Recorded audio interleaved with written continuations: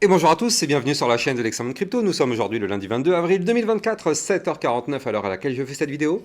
On va faire un point sur la situation bien sûr du Bitcoin. On le voit qui remonte un petit peu, ça fait plaisir.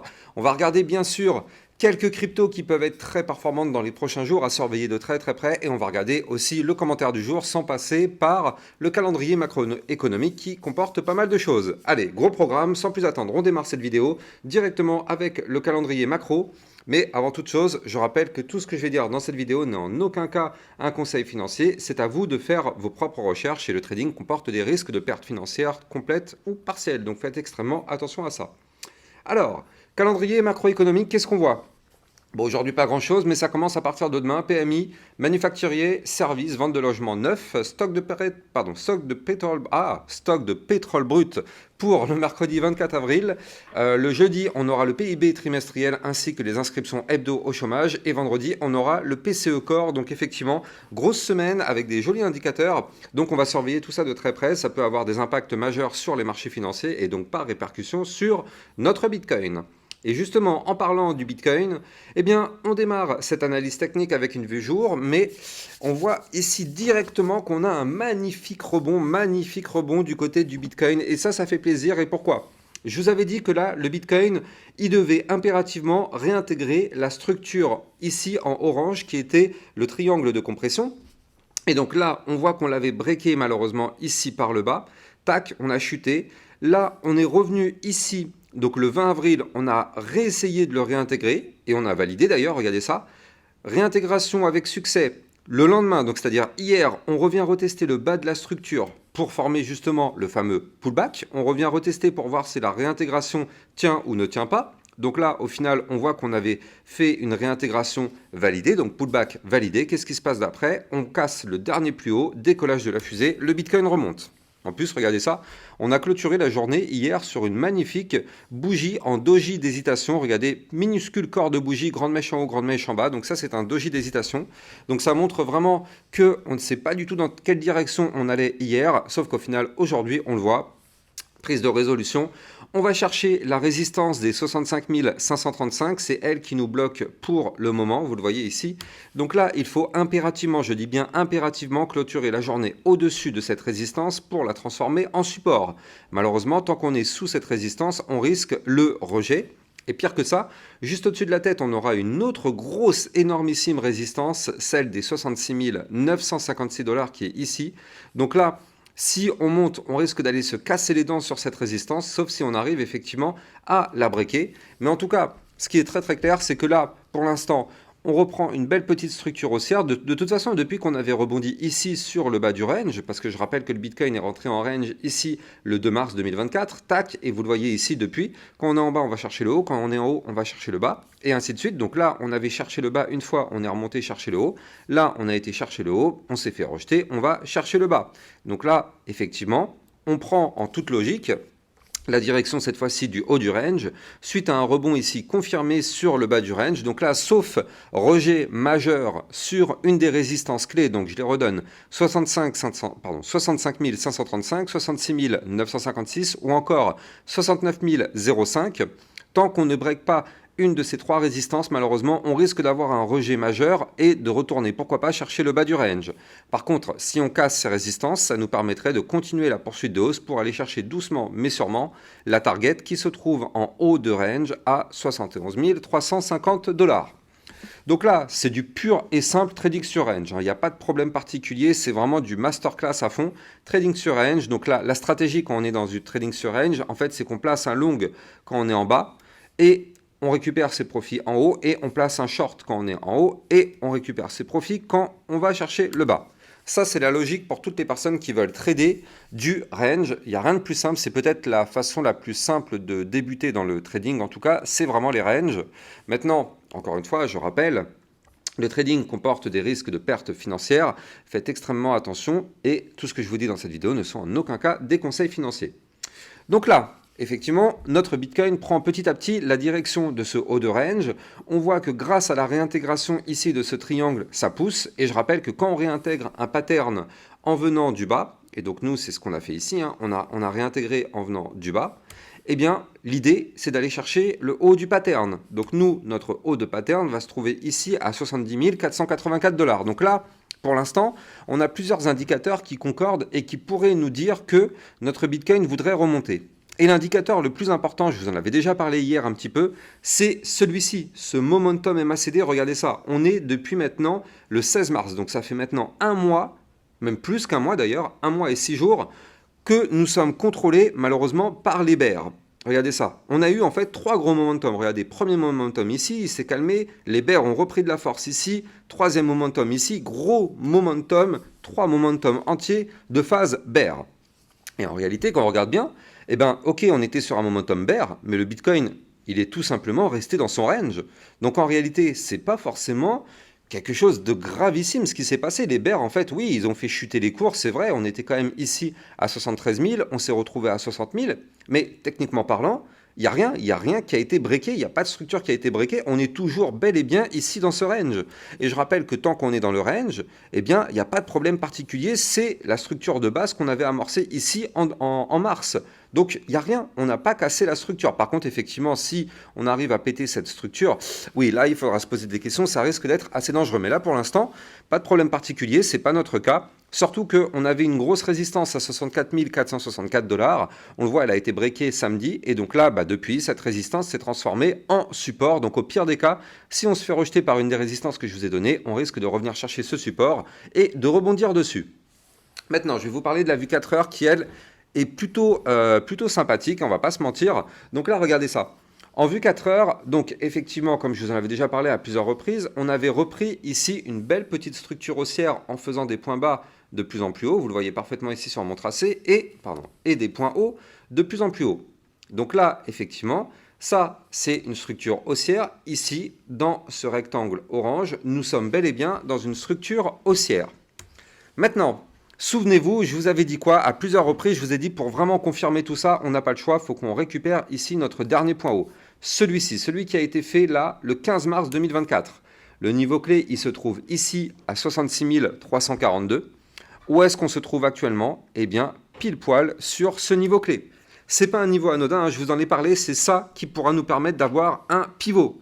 Effectivement, la récupération du dernier point haut, c'est un signal plutôt bull pour se dire, ok, on a envie de continuer la montée. Si on se fait rejeter par le dernier point haut, malheureusement, attention, parce qu'on pourrait avoir une nouvelle chute pour aller chercher des points plus bas, notamment ici, l'ancien haut de range qu'on a breaké cette nuit à 64 929 $, puis le support des 64 464, et si malheureusement on réintègre ce range par le haut, l'idée c'est d'aller chercher le bas du range qui se trouve quant à lui ici au 63 439 $. Donc là, c'est pour ça qu'on ne veut absolument pas se faire rejeter, on veut impérativement récupérer ce dernier point haut. Donc là, on n'a pas le choix, il faut impérativement clôturer des bougies 4 heures au-dessus du niveau clé que je vous ai donné. Comme ça permettrait de se dire, ok, la tendance haussière est et continue. Donc ça fait vraiment plaisir. Donc du coup, on patiente. On patiente, pour l'instant, on n'y arrive pas. On le sait, c'est une zone bien sûr de résistance, donc on ne sait pas si cette résistance va réussir à être breakée ou pas. Pour l'instant, on le voit parfaitement, pour l'instant, ce n'est pas le cas. Donc, il faut patienter. Il faut patienter et voir ce que le Bitcoin va nous faire justement. Mais là, en tout cas, pour l'instant, on est pile poil sur le niveau clé à surveiller. Donc, si on arrive à le breaker, effectivement, ça nous permettrait d'aller chercher justement la fameuse résistance que je vous avais donnée tout à l'heure, les 66 956. Et je rappelle que notre Bitcoin en vue 4 heures est dans un joli petit canal ascendant. Ici, vous le voyez. Donc là, tant qu'on est dans ce canal ascendant, nous sommes bel et bien dans une structure haussière. Et donc au pire des cas, si on se fait rejeter par la résistance, eh bien on risque de chuter, mais aller chercher déjà le bas du canal. Et tant qu'on est dans ce canal, comme je vous l'avais dit, eh bien on peut très bien rebondir sur le bas du canal. Ça ne fera pas que la tendance change. Non, on peut aller chercher le bas du canal. La tendance reste haussière si on rebondit sur le bas du canal pour aller chercher, pourquoi pas, le haut du canal. Donc là, souvenez-vous, il y avait aussi un pattern chartiste en tasse-séance. Ici, on avait la tasse, ici, on avait la petite anse sur le côté comme ça. Et donc ça, c'est une figure chartiste de retournement haussier. Donc c'est pour ça d'ailleurs qu'on a commencé à former un peu de pump. Et donc la target théorique de ce pattern, c'est d'aller chercher les 70 265 $. Donc là, effectivement, c'est pour ça que ça nous aide à avoir plutôt une direction vers le nord. Parce qu'on a cette structure haussière qui nous pousse vers le nord, justement. En plus de ça, avec ce canal ascendant. Donc là, ça coïncide, ça concorde parfaitement. Maintenant, on n'a pas le choix. On est actuellement bloqué par les résistances. Il faut breaker ça. Sinon, malheureusement, on risque pas d'aller plus haut. De toute façon, là, ce qu'il faut se dire, c'est que là, tout de suite, on est bloqué. Ça y est, on y est, on est dans le dur. On est sur la résistance du dernier point haut et juste en dessous, la résistance des 66 956. Donc ici, on est dans le dur. Donc là, grosse zone de résistance. Si on arrive à la breaker, on continuera de pousser. Si malheureusement, on se fait rejeter ici, on reviendra chercher les niveaux clés que je vous avais donnés tout à l'heure. Donc là, clairement, on est hyper chirurgical sur la chaîne YouTube. On a les niveaux clés vraiment au millimètre près à surveiller de très très près. Surtout que là, regardez ça, en vue 4 heures, on tente de repasser au-dessus du ruban de moyenne mobile. Ça aussi, c'est à noter quand même. C'est à noter parce que c'est très important. Je rappelle que si on repasse au-dessus du ruban de moyenne mobile, on est dans une configuration boule. Tant qu'on est en dessous, malheureusement, on est dans une configuration bear. C'est le plus simple des indicateurs à avoir à l'écran. Donc là, on est vraiment en train de tenter sa cassure. Regardez ça, le ruban, il commence ici à 65 871. Pour l'instant, on est au-dessus. Donc, on tente sa cassure. Mais attention, la bougie 4 heures, ça clôture dans 2 heures. Donc, à surveiller de très très près. Bref, on va jeter un coup d'œil sur le commentaire du jour. Donc aujourd'hui, c'est François Simon 01. Bonjour, avant tout, merci pour tes vidéos et tes analyses. C'est un super travail, pour l'investissement. Est-ce que tu investis uniquement en période de marché baissier ou aussi pendant les périodes de hausse, durant les phases de croissance? Vu qu'on ne sait jamais où on se situe dans le cycle, certains recommandent toujours de ne jamais acheter pendant les phases de montée. Excellente question et j'espère vraiment que ça va servir à pas mal de monde parce que beaucoup de personnes, je pense, se posent cette même question. Donc effectivement, ce qu'il faut bien comprendre, c'est que dans le trading, on achète en général quand ça chute. Le meilleur exemple que je peux vous montrer, c'est celui-ci, c'est l'exemple bear market. Il n'y a pas plus simple comme exemple, regardez ça. Là, on a chuté, on a chuté, on a chuté, c'était un bain de sang, il y avait une peur extrême sur le marché. Et donc c'est en général des moments parfaits pour investir. On investit quand l'indicateur Crypto Fear and Greed se trouve au plus bas. Donc ça, vous l'avez sur mon site internet lexamoncrypto.fr. Vous avez une section Crypto Fear and Greed. Donc en général, plus on se trouve dans le rouge, donc dans l'extrême peur, plus en général, c'est un moment intéressant pour acheter. Et donc là, c'est vrai qu'on investit toujours après des grosses chutes plutôt que d'investir après des grosses montées. Ça, c'est du trading pur et simple, les bases. Les bases. Il y a beaucoup de personnes qui ont acheté le Bitcoin ici parce qu'ils en ont entendu parler à la télévision, à TPMP ou je sais pas quoi, toutes ces conneries. Et ça, malheureusement, on le sait en général, c'est jamais bon signe de rentrer à ces moments-là. Moi, je rappelle que sur ma chaîne YouTube, j'avais lancé un DCA en octobre ou décembre 2021, je sais plus, je crois que c'était en 2022, pour justement amorcer cette phase haussière. On avait lancé sur la chaîne YouTube un DCA qui nous a permis d'investir régulièrement ici et hop, par palier. Donc là, c'est le meilleur moment, c'est d'acheter bien sûr en bas. Si maintenant on veut rentrer une fois que ça a commencé à monter, c'est déjà de base pas du tout recommandé, mais bon, pourquoi pas, il y en a qui veulent rentrer. Le but, c'est de ne pas tout mettre ses billes dans le même panier. C'est-à-dire que là, si on investit tout sur le Bitcoin ici, si jamais, imaginons qu'il y a une chute de 30%, donc on se retrouve par exemple ici à 55 000 $, les personnes qui auront mis toutes leurs billes ici, malheureusement, n'auront plus rien pour racheter le dip. Donc c'est là où c'est pas très très malin de tout mettre 100% dans le même asset, parce qu'à un moment donné, bien sûr, il y a toujours un risque de retracement, donc il faut toujours garder un peu de liquidité pour ça. Moi, ce que je fais, en tout cas, ma stratégie, c'est que le Bitcoin, moi, je le chope ici. De toute façon, moi, ça y est, c'est fini. Le Bitcoin, je n'en achète plus jamais, là. Moi, j'ai pris mes Bitcoins ici. Enfin, mes Bitcoins, on se comprend. J'ai investi sur le Bitcoin ici, dans cette phase-là, entre les 16 000 et les 18 000 $. Et puis derrière, moi, j'ai vécu la phase haussière du Bitcoin. Je ne réinvestirai plus jamais le moindre centime, du moins pendant ce cycle, sur le Bitcoin. Maintenant, moi, ce que je fais, vu que le Bitcoin, il a déjà explosé, du coup, c'est que je vais chercher maintenant des cryptos qui n'ont pas encore pété et qui ont des projets solides. Comme ça permet d'avoir eu les profits sur le Bitcoin. Lui, il monte, tant mieux. Moi, je suis déjà dans la fusée, mais je ne réinvestis plus dessus. Par contre, les cryptos qui n'ont pas encore pété et qui ont des projets solides, celles-là, par contre, je vais essayer de les sniper. Et en tout cas, il y a aussi des cryptos qui ont des projets très solides, mais qui ont eu des jolis retracements. Et ça aussi, en parallèle, c'est ce que j'attends. J'attends qu'une crypto retrace d'un gros pourcentage pour effectivement, pourquoi pas, réinvestir dessus si je juge que la crypto a un joli potentiel. Avec des recherches, bien sûr, je rappelle, quand on investit sur une crypto, c'est qu'on a fait des recherches dessus. Donc voilà en tout cas, moi, ma stratégie de trading. Donc effectivement, après, chacun a sa propre stratégie, mais bon, en tout cas, il y a des méthodes qui fonctionnent plus ou moins que d'autres. Et ça, quand on fait du DCA en bas de chaîne, en début de cycle, c'est en général la meilleure façon d'anticiper les hausses. Alors, Du coup, pour le Bitcoin, je pense qu'on est chirurgical, on a fait le point. On va passer maintenant à nos altcoins et justement des crypto-pépites. Avant d'en parler, je jette un petit coup d'œil vite fait du côté du Twitter. Je rappelle que sur mon Twitter officiel, c'est là-dessus où je vous diffuse le maximum d'informations, le maximum d'alertes et plein de choses qui sont liées à l'univers crypto. Je rappelle que ce week-end, je vous ai fait une analyse technique concernant le Hondo pour ceux qui sont intéressés aussi. Bref, n'hésitez pas à venir me suivre sur mon Twitter officiel, vous avez le lien en description de cette vidéo. Et je rappelle aussi au passage que les likes et les commentaires sont fortement appréciés. C'est grâce à ça, bien sûr, que ma chaîne YouTube est mieux mise en avant. Bref, donc là, du coup, je vous avais parlé ce week-end de deux cryptos très intéressantes à surveiller. On va regarder si elles ont performé. Je vous avais parlé déjà du Sun. Alors, le Sun, je vous en ai parlé hier. Pour l'instant, elle n'a pas encore pété, mais on voit que là, elle tente. Aujourd'hui, elle est en train de tenter de casser. Donc là, le Sun, le niveau clé à breaker, c'est les 0,013 902 en vue 4 heures. Regardez, c'est écrit ici 4 heures. Donc là, qu'est-ce qu'on voit ? On voit qu'on est maintenant pile poil sur le haut du range. Donc encore une fois, petit disclaimer, le trading comporte des risques. Faites extrêmement attention à ça. Et mes analyses techniques ne sont en aucun cas des conseils financiers. Donc là, on voit que on tente la cassure du range. Si on break ce niveau clé donc que je vous ai donné, on risque d'aller chercher pourquoi pas les 0,014 100, voire même les 0,014 318, pourquoi pas aller chercher la résistance des 0,015 046. Vu qu'on est en vue 4 heures, vous le voyez, donc là ça prend du temps quand même, de la vue 4 heures, ça peut prendre 72 heures pour se valider, si ça doit se valider. Donc il ne faut pas être pressé, il y a des personnes qui ne comprennent toujours pas ça, il y a des personnes qui ne comprennent pas et qui disent « Ouais mais Lexa, dans ta vidéo, tu as dit que ça allait pump, ça n'a rien fait », et genre ils me contactent 2 ou 3 heures après, mais les gars, on est en vue 4 heures, on est en vue 4 heures, donc de la vue 4 heures, ça peut prendre 3, même 4 jours pour se valider. Donc là, on voit que le Sun, il tente aujourd'hui en tout cas de breaker, on est encore dans les, dans les temps, hein. Donc du coup on va surveiller ça de très très près. Je vous avais parlé aussi de la crypto BICO. Le BICO, je vous avais dit de le surveiller de très très près. Encore une fois, je ne connais pas ce projet derrière, je n'ai pas fait des recherches dessus, mais tout ce que je sais, c'est que la courbe en vue 4 heures est hyper intéressante.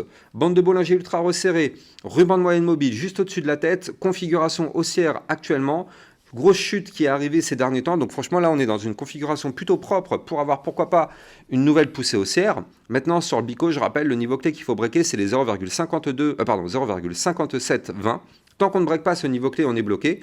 Je vous ai déjà donné des targets hier, donc n'hésitez pas d'aller regarder ma vidéo d'hier pour avoir les targets. Mais effectivement, le BICO est hyper intéressant à surveiller. Il n'a toujours pas breaké, on est en vue 4 heures, donc ça peut prendre encore pas mal de temps. Mais à surveiller de très très près. On jette un coup d'œil aussi vite fait sur la crypto ANKR qui continue, elle, sa poussée haussière. Là, on n'a rien à foutre, elle, franchement. To the moon, ça fait plaisir. On l'avait détecté sur ma chaîne YouTube déjà il y a quelques temps. Donc là, on est clairement dans la fusée. Elle continue de pousser aujourd'hui. On tente de breaker le dernier point haut qui avait été formé ici. Donc là, il faut absolument clôturer la vue 4 heures au-dessus des 0,050 002. Si on break ce niveau clé, bien sûr, ce serait pour pousser. Et regardez ici. Là, entre le niveau clé que je vous ai donné, donc c'est-à-dire ici, bah non, même ici, si on va chercher la dernière mèche à 0,050 73, entre cette mèche-là et ici, là, les 0,054 84, il n'y a pas beaucoup. Ouais, il n'y a vraiment pas beaucoup de résistance. Donc là, on pourrait avoir un plus 8%, pourquoi pas, voire même aller chercher la résistance qui arrive juste après à 0,05702, donc on pourrait avoir pourquoi pas un plus 12%, mais pour ça, il faut absolument que le Bitcoin continue sa phase haussière ou latéralise, mais ne crache surtout pas. Je rappelle que tout le marché crypto est dépendant du Bitcoin. À la seconde où le Bitcoin se met à chuter, tout le marché crypto chute avec lui. Donc toujours avoir un œil sur le Bitcoin parce que beaucoup de personnes rentrent en trade sur une crypto malheureusement sans regarder ce que fait le Bitcoin, c'est une erreur fatale.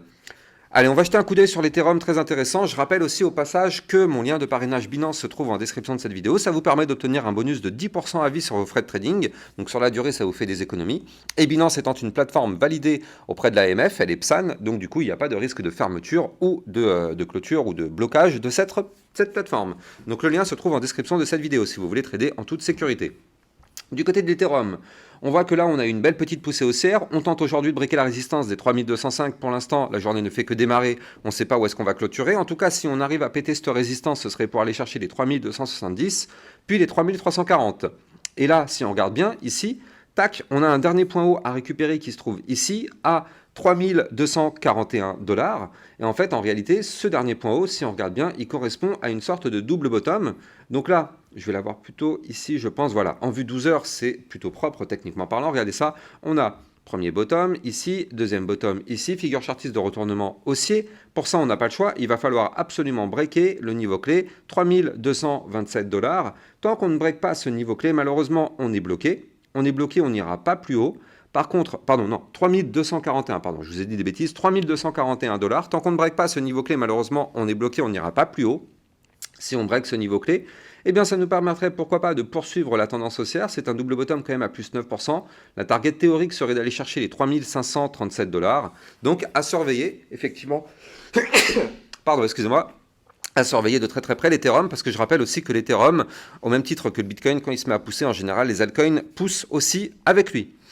On jette un coup d'œil sur le Shiba quand même, parce qu'il est très intéressant à surveiller aussi du côté du Shiba. Je ne suis pas hyper fan de cette crypto, mais en tout cas au niveau de la config, c'est sympa, regardez ça. On a eu ici déjà une belle petite poussée haussière, et on est en train de former un rounding bottom. Ici on a le rounding, on a la petite anse sur le côté. En général un rounding bottom ça se transforme très souvent en tasse séance, mais là voilà, du coup, il faut absolument breaker. Quoi qu'il arrive, ici la résistance qui se trouve à 0,027 537. Tant qu'on ne break pas ce niveau clé, sur le Shiba on est bloqué. Maintenant, si on arrive à péter cette résistance, effectivement, on pourrait connaître une nouvelle petite poussée haussière pour aller chercher des points que je vais vous donner. Mais déjà, tout ça, ça a été suite à la cassure de ce range par le haut. Bref, première résistance à aller chercher 0,028 193, puis 0,028 442, avant d'aller chercher la résistance suivante des 0,030 555. On est en vue 4 heures. Encore une fois, on n'a toujours pas breaké le niveau clé. On ne sait pas si on va le breaker. Donc, il faut être patient. Et surtout, eh bien, il faut bien comprendre que de la vue 4 heures, ça peut prendre plusieurs jours à se valider. Bien comprendre ça, je vous ai fait une vidéo formation d'ailleurs sur les échelles de temps. Et je rappelle que sur mon site internet, toutes les vidéos formations gratuites sont toutes gratuites, et en libre accès. Allez, on jette un coup d'œil vite fait du côté du VeChain. Le VeChain, il est pile poil actuellement sous résistance 0,04262. C'est le niveau clé qu'il faut breaker. Donc si on arrive à breaker ce niveau clé très intéressant, on pourrait connaître un VeChain qui reprenne une phase haussière. Mais moi, ce qui m'intéresse surtout, c'est le Solana. Pour ceux qui ont vu ma vidéo d'il y a 3-4 jours, je vous avais expliqué que le Solana avait repris une belle petite tendance et pouvait effectivement reprendre une hausse. Et effectivement, on est en plein dedans. On est en plein dedans là du côté du Solana. Donc là, aujourd'hui, on voit qu'on est en train de tenter de breaker les 153 $ ici, zone de résistance. Si on arrive à péter cette résistance, ce serait pour pousser pour aller chercher les 160. Puis ici, le bas de l'ancien range qui sera pour moi la résistance majeure à revenir chercher les 169,83. Souvenez-vous, ce niveau clé de résistance, eh bien en fait, ce n'est pas un niveau anodin, c'est celui qui nous a fait avoir cette grosse chute ici. Il fallait surtout pas breaker le bas du range ici, malheureusement on l'a breaké, on n'a pas fait le pullback, donc justement là c'est pour ça que moi je me dis que si on remonte, ce sera ces fameux 169,83, le niveau parfait pour faire un pullback, zone de résistance, donc on verra bien comment on se comportera, mais en tout cas là pour l'instant on est dans une belle phase haussière, on fait des points bas de plus en plus haut, des points hauts de plus en plus haut, donc là clairement belle phase haussière. Ici on a un dernier point haut à récupérer, donc là pareil à surveiller, il faut repasser au-dessus des 153,72. Et on voit ici qu'on a un ruban de moyenne mobile qui est en train de nous bloquer actuellement. Donc là, il faut qu'on arrive à récupérer ce ruban. Il se termine ici à 159,29. Une fois qu'on aura récupéré tout ça, effectivement, on sera dans une configuration plutôt sympathique pour revenir, comme on le voit parfaitement dans cette vue jour-là, rechercher ici le bas de l'ancien range. Donc je vais prolonger ce range parce qu'effectivement, si on monte, il y a quand même de fortes chances qu'on vienne se casser les dents ici. Tac. Donc à surveiller de très très près, mais en tout cas, c'est vrai que là ici, c'est une belle zone d'accumulation sur le Solana. Je vous en avais parlé effectivement parce que je vous avais dit que là, on est venu marteler un support qui a parfaitement tenu, le support des 128,17. Je vous avais dit là, ça tient bien, donc effectivement, c'est intéressant, pourquoi pas à surveiller. Et on voit en vue jour que le momentum s'apprête à cross bull. Donc là, ça veut dire quoi? Ça veut dire que dans un futur proche, les bulls pourraient reprendre la main. Donc c'est ça qui est très intéressant du côté du Solana à surveiller. Bon, même si ça fait déjà plusieurs jours que je vous en avais parlé, il est toujours un petit peu intéressant, mais c'était déjà il y a quelques temps qu'il fallait, pourquoi pas, déjà prendre ses premières billes. En tout cas, j'espère que vous avez kiffé cette vidéo. N'oubliez pas de liker, commenter, partager au maximum. Ça m'aide énormément. Et surtout, n'oubliez pas de venir me suivre sur mon Twitter officiel. C'est là-dessus que je vous diffuse toutes mes actualités, toutes mes informations passées. Une excellente journée. Ciao, ciao.